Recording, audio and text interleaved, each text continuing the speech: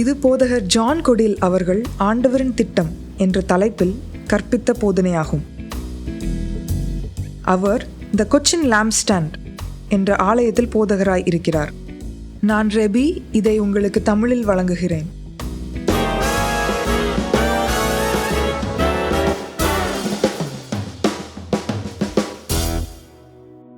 உண்மையான தேவன் போதகர் தான் என்ன கூறுகிறார் என்பதில் கவனமாக இருக்க வேண்டும் என கூறுகிறார். இது ஏதோ ஒன்றை பற்றிய அல்லது ஒரு தனிநபரை பற்றிய விமர்சனம் என்று பார்க்கப்படக்கூடாது. ஆனால் இது தவறாக சென்று கொண்டு இருக்கும் கோட்பாட்டின் திருத்தமாக பார்க்கப்பட வேண்டும். மேலும் அதில் இருக்கும் ஆபத்து என்பதையும் பார்க்கப்பட வேண்டும் என போதகர் கூறுகிறார். எல்லோரோடும் நம்மால் முடிந்தவரை சமாதானமாக இருக்க வேதாகமம் கூறுகிறது. தேவவசனத்தில் சமரசம் செய்யக்கூடாது என்றும் வேதாகமம் கூறுகிறது. இந்த செய்தியை கொடுத்த முந்தைய வாரத்தில் போதகர் அவர்கள் ஒரு செய்தியை கேட்டார்களாம். ரோம கத்தோலிக சபையின் போப் என்று பொதுவாக அழைக்கப்படும் ரோமன் பிஷப் இவ்வாறு கூறினாராம்.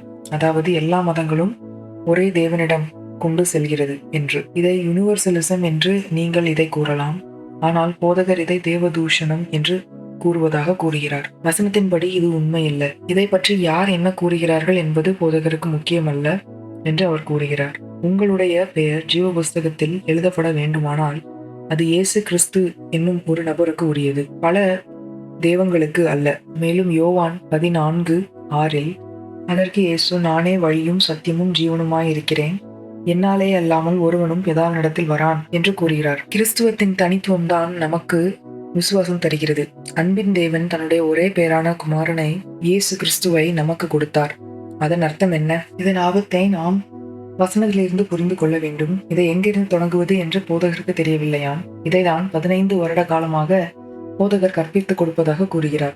சந்தோஷமான இதயம் உங்களுக்கு நல்லது, மேலும் உடைந்த ஆவி உங்களுக்கு நல்லதல்ல என்று வேதாகமம் கூறுகிறது. இது போதகரின் ஆவியை உடைத்ததாம். அதாவது அப்படிப்பட்ட ஒரு பதவியில் இருக்கும் ஒரு நபர் அப்படிப்பட்ட முட்டாள்தனத்தை கூற முடிந்தது என்பது. மேலும் இது ஒரு சித்திரம் போல பல வண்ணங்கள், நிறங்கள் இருக்கிறது. அவையெல்லாம் ஒரு சித்திரத்தை கொண்டடைகிறது. இது முட்டாள்தனம். நீங்கள் இதனால் மனசாபம் அடைவீர்கள் என்றால் அதை பற்றி போதகர் கண்டு கொள்வதில்லை என அவர் கூறுகிறார். போதகர் சத்தியத்தை பேசப் போகிறார்கள். உங்களுக்கு அது பிடிக்கவில்லை என்றால் வாசல் அங்கே இருக்கிறது என்று அவர் கூறுகிறார். இங்கே ஆபத்து இருக்கிறது. மரணத்திற்கு ஏதுவான பாவத்தை பற்றி வேதாகமம் கூறுகிறது. நாம் உலகளாவிய வாதம், யூனிவர்சலிசம், பல தெய்வங்களை கொண்டு இருப்பது என்பது இதோடு எந்த தொடர்பு இல்லை என்று எண்ணுகிறோம். ஆனால் இவ்வாறுதான் உங்களை கற்பிக்க போதகரை கர்த்தர் வழி நடத்தியதாக கூறுகிறார். 1 யோவான் 5:16-17 மரணத்துக்கு ஏதுவல்லாத பாவத்தை தன் சகோதரன் செய்ய ஒருவன் கண்டால் அவன் வேண்டுதல் செய்ய கடவன், அப்பொழுது அவனுக்கு ஜீவனை கொடுப்பார். யாருக்கென்றால் மரணத்துக்கு ஏதுவல்லாத பாவத்தை செய்தவர்களுக்கே. மரணத்துக்கு ஏதுவான பாவம் உண்டு, அதை குறித்து வேண்டுதல் செய்ய நான் சொல்லேன். அநீதி எல்லாம் பாவம்தான், என்றாலும் மரணத்துக்கு ஏதுவல்லாத பாவம் உண்டு. அப்படி என்றால் மரணத்திற்கு ஏதுவான பாவம் இருக்கிறது. இது எந்த பாவம்? எல்லா பாவமும் மன்னிக்கப்படுகிறது. ஆனால் பரிசுத்த ஆவிக்கு எதிரான தேவதூஷணம் அதை தவிர. போதகர் இதை கூறுவதற்கு தன்னுடைய நேரத்தை எடுத்துக் கொள்கிறார். ஏனெனில் இந்த வார்த்தை இறங்க வேண்டி, மேலும் இந்த வார்த்தைகளில் இருக்கும் சத்தியத்தை நீங்கள் புரிந்து கொள்ள வேண்டும் என்று போதகர் விரும்புவதாக கூறுகிறார். மேலும் சத்தியம் உங்களை விடுதலையாக்கும். மத்தேயு 12:31-32 ஆதலால் நான் உங்களுக்கு சொல்லுகிறேன், எந்த பாவமும் எந்த தூஷணமும் மனுஷருக்கு மன்னிக்கப்படும், ஆவியானவருக்கு விரோதமான தூஷணமோ மனுஷருக்கு மன்னிக்கப்படுவதில்லை. எவனாகிலும் மனுஷகுமாரனுக்கு விரோதமான வார்த்தை சொன்னால் அது அவனுக்கு மன்னிக்கப்படும். எவனாகிலும் பரிசுத்த ஆவிக்கு விரோதமாக பேசினால் அது இம்மையிலும் மறுமையிலும் அவனுக்கு மன்னிக்கப்படுவதில்லை. இதை இயேசு பேசுகிறார். இது பரிசுத்த ஆவியை பற்றி பேசுகிறது. இது மரணத்திற்கு ஏதுவான பாவம், ஏனெனில் இது மன்னிக்கப்படாது. இது விபச்சாரமோ வேசித்தனமோ இல்லை. அவைகளை செய்ய கூறி போதகர் கூறவில்லை. வேதாகமம் வாலிப இச்சைகளை விட்டு விலகி ஓட கூறுகிறது. ஆனால் மரணத்திற்கு ஏதுவான பாவம் இருக்கிறது. பரிசுத்த ஆவிக்கு எதிரான தூஷணத்தை தவிர எல்லா பாவமும் மன்னிக்கப்படுகிறது. இதுதான் மன்னிக்கப்படக்கூடாத ஒரே பாவம். இது ஒன்றுதான் மரணத்திற்கு ஏதுவான பாவம் என்பதால் அதற்காக ஜெபம் செய்வது பிரயோஜனமற்றது. மரணத்திற்கு ஏதுவான பாவம் இருக்கிறது, அதை பற்றி ஜெபிக்க வேண்டும் என்று நான் கூறவில்லை என்று வேதாகமம் கூறுகிறது. மற்ற வார்த்தைகளில் ரோமர் 1 நமக்கு சத்தியம் தெரியும் என்றும், அதாவது ஒன்றான மெய் தேவன் இருக்கிறார் என்பது நமக்கு தெரியும் என்றும் கூறுகிறது. நாம் அந்த சத்தியத்தை அறிந்தும் அதை அசட்டை செய்கிறோம் என்று கூறுகிறது. நாம் நம்முடைய மாம்சத்திற்கு இடம் கொடுக்கிறோம். இது நம்முடைய முடிவு. ஜெபம் அந்த சூழ்நிலையில் ஒரு சூழ்ச்சியை தவிர வேறு எதுவும் இல்லை. உங்களுக்கு அந்த சத்தியம் தெரியாமல் அதை விபத்தாக செய்து இருப்பீர்கள் என்றால் கர்த்தர் அந்த சத்தியத்தை உங்களிடம் கொண்டு வருவார். அவர் கழுதை மூலமாக பேசினார். போதகருக்கு தரிசனத்தில் தன்முன் தோன்றினார். அவரால் அந்த சத்தியத்தை உங்களுக்கு கொண்டு வரக்கூடும். அவர் ஏற்கனவே அதை செய்திருக்கிறார். அதனால் எந்த காரணமும் இல்லை. ஆனால் மரணம் என்பது என்ன, மரணம் என்றால் என்ன என்பதை வேதாகமத்திலிருந்து நாம் புரிந்து கொள்ள வேண்டும். இது நம்முடைய சரீரங்களில் இருக்கும் மரணம் அல்ல.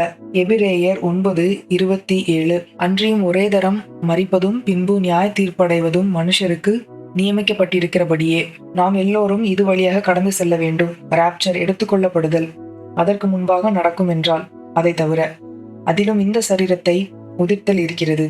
அது உண்மையான மரணம் அல்ல. மரணம் என்று வேதாகமம் கூறுவது வேறு இடத்தில் இருக்கிறது. அதை பற்றி நாம் படிக்கப் போகிறோம். ஆனால் முதலில் இயேசு என்ன கூறினார் என்பதை பார்ப்போம். மத்தேயு 10:28 ஆத்துமாவை கொல்ல வல்லவர்களாய் இராமல் சரீரத்தை மாத்திரம் கொல்லுகிறவர்களுக்கு நீங்கள் பயப்பட வேண்டாம். ஆத்துமாவையும் சரீரத்தையும் நரகத்திலே அழிக்க வல்லவருக்கே பயப்படுங்கள். உண்மையான தேவனிற்கும் பொய்யான தேவனிற்கும் இடையான வேறுபாடு மிகவும் தெளிவாக வசனங்களில் கூறுகிறது. நாம் உண்மையான மரணம் பற்றி பேசிக் கொண்டிருக்கிறோம். வெளிப்படுத்தின விசேஷம் 21:8 பயப்படுகிறவர்களும் அவிசுவாசிகளும் அருவருப்பானவர்களும் கொலைபாதகரும் விபச்சாரகரும் சூனியக்காரரும் விக்கிர ஆராதனைக்காரரும் பொய்யர் அனைவரும் இரண்டாம் மரணமாகிய அக்னியும் கந்தகமும் எரிகிற கடலிலே பங்கடைவார்கள் என்றார். இதுதான் அந்த மரணம். ஜீவ புஸ்தகத்தை பற்றி போதகர் முன்பு பேசினார். வெளிப்படுத்தின விசேஷம் 20:5 மரணம் அடைந்த மற்றவர்கள் அந்த 1000 வருஷம் முடியும் அளவும் உயிரிடவில்லை. இதுவே முதலாம் உயிர்த்தெழுதல். உங்களுடைய பெயர் ஜீவ புஸ்தகத்தில் இருப்பதற்கு எது தகுதிப்படுத்துகிறது? இயேசு மற்றும் இயேசு மாத்திரம், ஒன்றான மெய் தேவன். உங்களை ஒரு பொய்யர் என்று கண்டு கொள்வீர்கள் என்றால் என்ன செய்ய வேண்டும்? 1 யோவான் 1:9 உங்கள் பாவங்களை அறிக்கை செய்ய கூறுகிறது.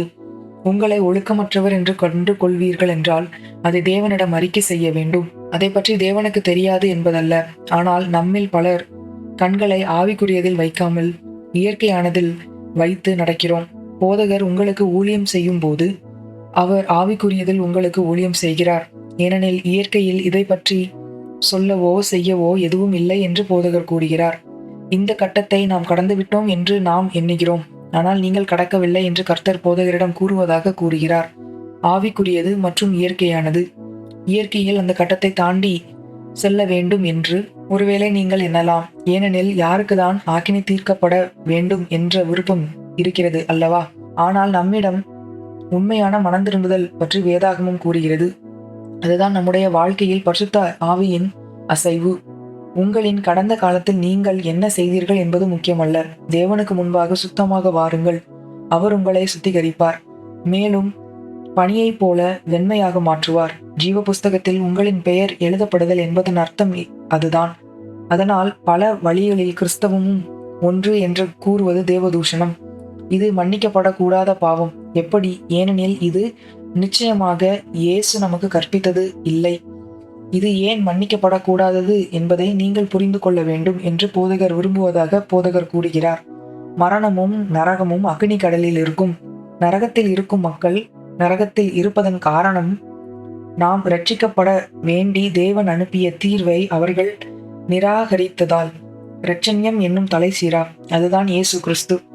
யோவான் 14:6 அதற்கு இயேசு, நானே வழியும் சத்தியமும் ஜீவனுமாய் இருக்கிறேன். என்னாலே அல்லாமல் ஒருவனும் பிதாவினிடத்தில் வரான். இயேசுதான், வேறு யாரும் இல்லை. பிதாவிடம் செல்ல வேண்டுமானால் இயேசு மூலம் செல்லுங்கள். யார் பிதா?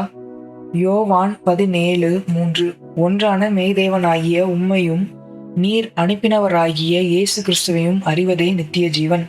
நாம் நித்திய மரணத்தை பற்றி பார்த்தோம். இது நித்திய ஜீவன். கிறிஸ்து என்பது இயேசுவின் கடைசி பெயர் அல்ல. கிறிஸ்து என்பது கிரேக்க மொழியில் மேசியா என்பதாகும்.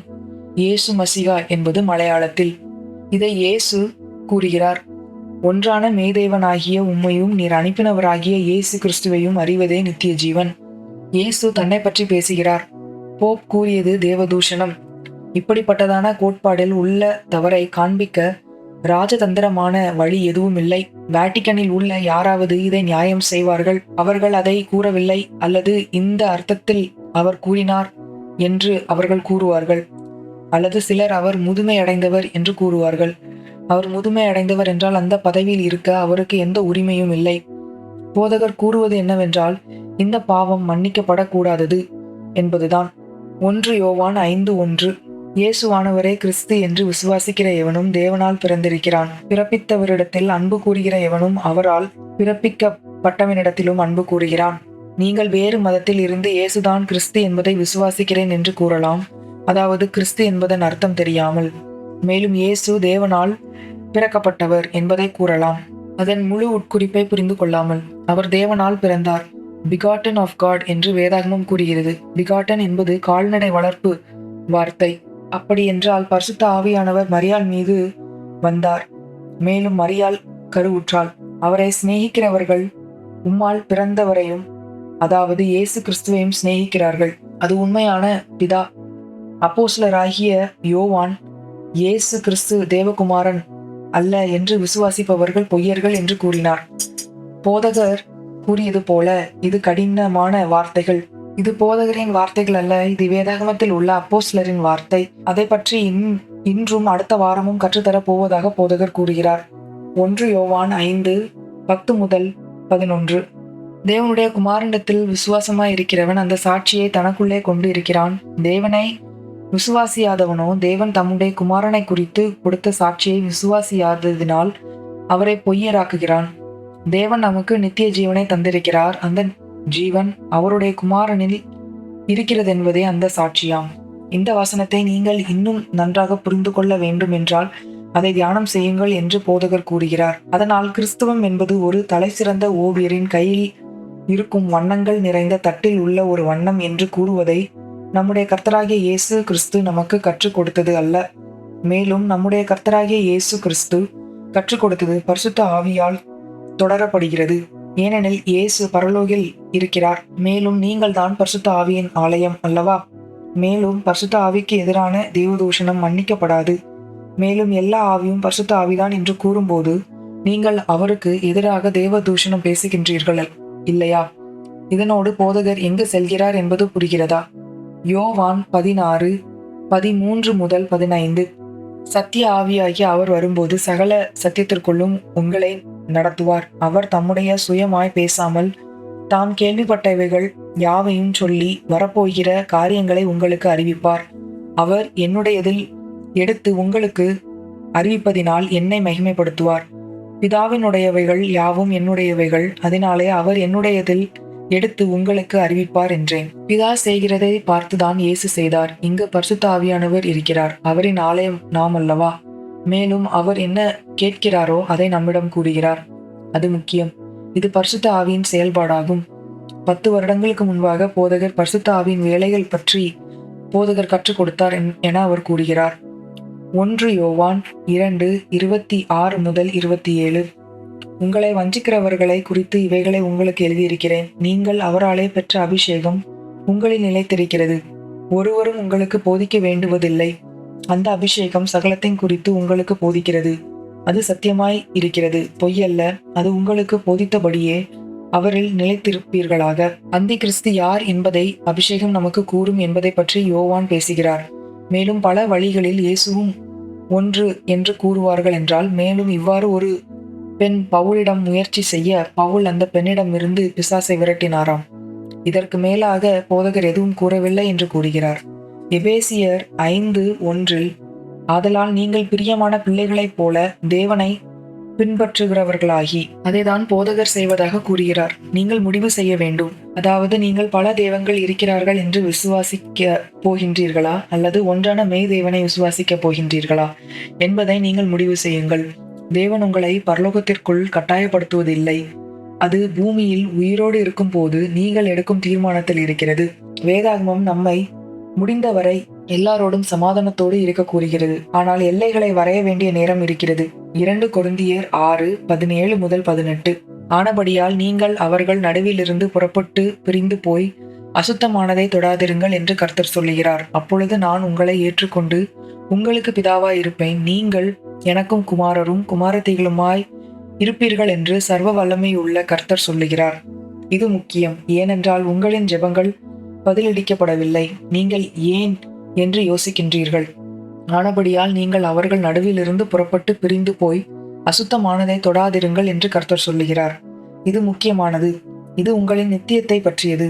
மேலும் பரிசுத்த ஆவியானவர் உங்களுக்கு இயேசுவை பற்றி கூறுவார் என்றால், மேலும் யாராவது இயேசு வெறும் ஒரு வழிதான் என்று கூறுவார் என்றால், பரிசுத்த ஆவியின் அந்த போதனைக்கு எதிராக தேவதூஷணம் பேசுகின்றீர்கள்.